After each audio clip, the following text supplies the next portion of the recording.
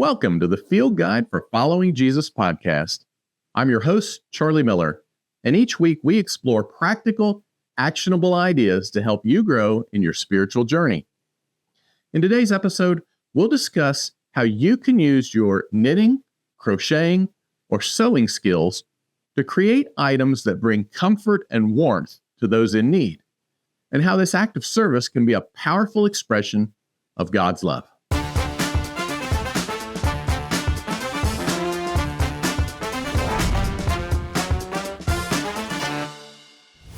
Today's episode is titled Stitches of Love, and it's based on an excerpt from my book, Why Should I Care About Others? 50 Practical Ways to Serve God by Serving Others. If you enjoy knitting, crocheting, or sewing, you have a unique opportunity to use your skills to create items that can bring comfort and warmth to those in need. Whether it's baby hats for newborns in the hospital, lap blankets for elderly patients in nursing homes, or soft toys for children in shelters, your handmade creations can be a tangible expression of God's love and care. When I worked with an inpatient hospice care facility, there were a few groups who knitted prayer shawls and blankets for our residents. Many of the residents loved them, and their families appreciated the prayers and love that went into making them.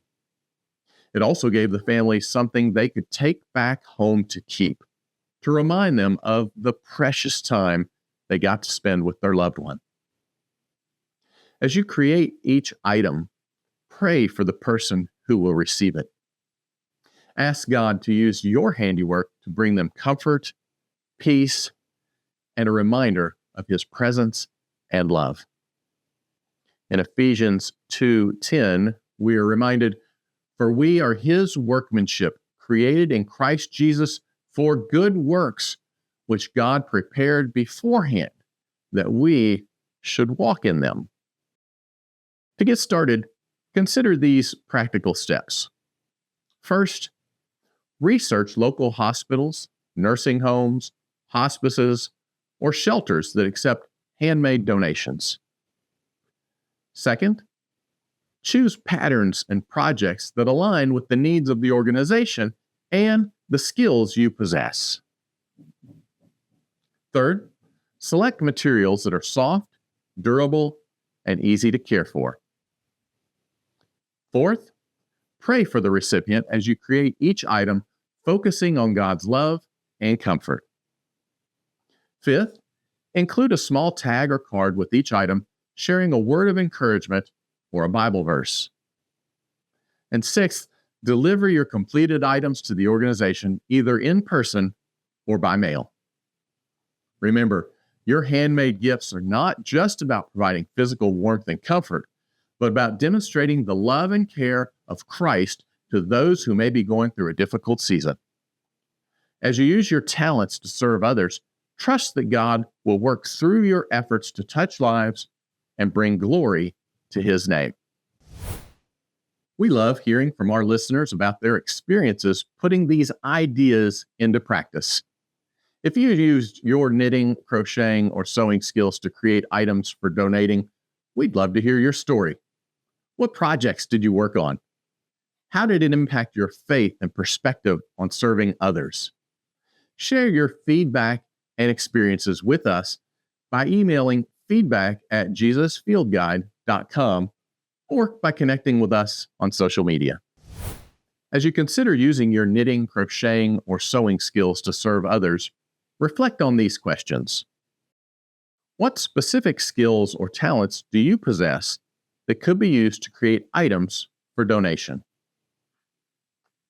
How can you incorporate prayer and reflection into your creative process, focusing on the needs and well-being of the recipient?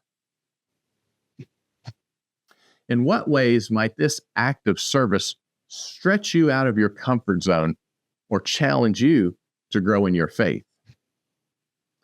To help you get started, I've created a downloadable guide with a list of typical organizations that often accept handmade donations, along with some project ideas and even links to simple patterns.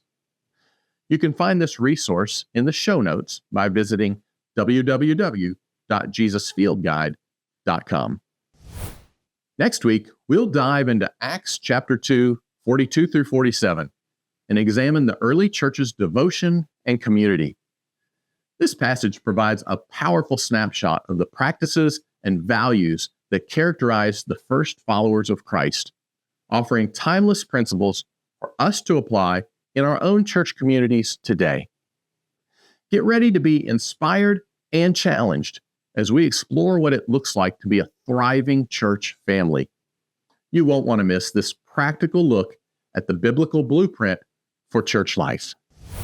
Thank you for joining me on this episode of the Field Guide for Following Jesus podcast. May your creative endeavors be a reflection of God's love and source of comfort and encouragement to those in need. As you go, remember the words of Proverbs 31:20. She opens her hand to the poor and reaches out her hands to the needy. Until next time, may God bless you as you seek to serve Him by serving others.